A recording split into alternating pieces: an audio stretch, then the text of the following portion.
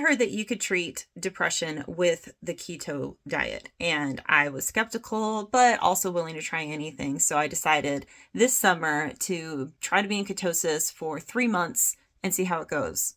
I am a believer. So I had hoped that it would feel amazing, which I didn't, but part of that is because I transitioned onto this very slowly, which you can hear about in one of my other videos. But I didn't feel bad anymore. I wasn't having bad days because I was having days before where it's like, okay, this is a day that I'm not going to be able to get anything done. This is a day where I'm just going to feel crappy and I just have to kind of wait it out and then get back to my life tomorrow. I wasn't having any days like that anymore.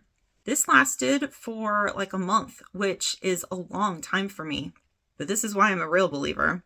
So I was at my sister's house and I hadn't eaten dinner, first off, because I wasn't hungry. And when you intermittent fast, you kind of have to eat dinner even when you're not hungry, or else you're not going to make it the whole 16 hours. But there are days where I'm like, it doesn't make any sense to eat right now. I'm just not in the mood for dinner. So I go over. She made homemade cookies. Now, I knew she's going to make homemade cookies, and honestly, I probably just shouldn't have even gone because I can't resist it. There are certain foods that I can and can't resist. I can resist candy. I can resist ice cream. I cannot resist homemade cookies. I do not want to admit to how many cookies I ate. If I had had dinner, maybe it wouldn't have been so bad. Also, to balance blood sugar, it's good to like eat vegetables first, eat protein and fiber with them, maybe go for a walk or exercise afterwards. I also will take cinnamon supplements or apple cider vinegar supplements. I didn't do any of those things. So I felt pretty crappy the next day. And then the day after that, not too surprising. I was like, okay, yeah, if this is supposed to help me emotionally, of course I'm going to feel bad.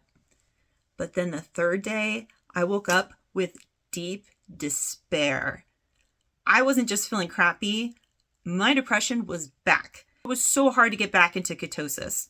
So what happens is your liver stores glucose. And that way, if you are, lost in a desert and starving or something, you've got these stores that you can use for energy. And once that's depleted, then your body starts using fat stores.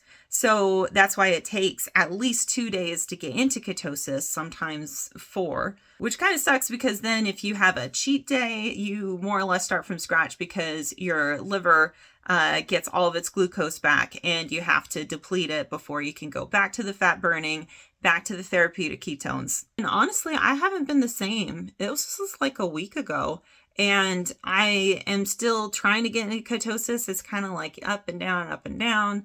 And then my mood has been up and down, up and down.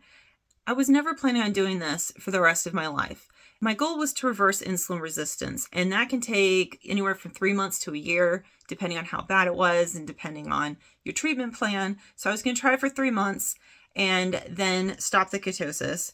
It's a lot easier to keep your habits when you think about how this feels. It's like, is this cookie really worth how I felt last time I ate cookies?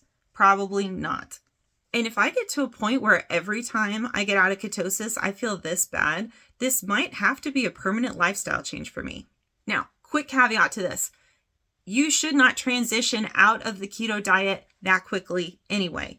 Like I've said before, any dietary transition you make, your body isn't going to like. Your body's used to digesting fat if you've been in ketosis for a while, so switching to glucose is going to be crazy. A lot of mood problems are associated with blood sugar going up and down, and because you haven't been digesting sugar, it's going to go up and down. It's really not a surprise that eating that many cookies messed me up that badly. So when I decide that I'm ready to transition to a healthy diet, but a normal diet that includes complex carbs and fruit and so on, I know now to do it very slowly. I also know that if I do it very slowly, like I spend, maybe 3 weeks transitioning, I still feel crappy. I'm going to have to go back to ketosis, maybe do it for 3 months more and switch back and forth. And if I keep doing this and I never feel better, I might have to be in ketosis for the rest of my life. There are a lot of mentally ill people who do this.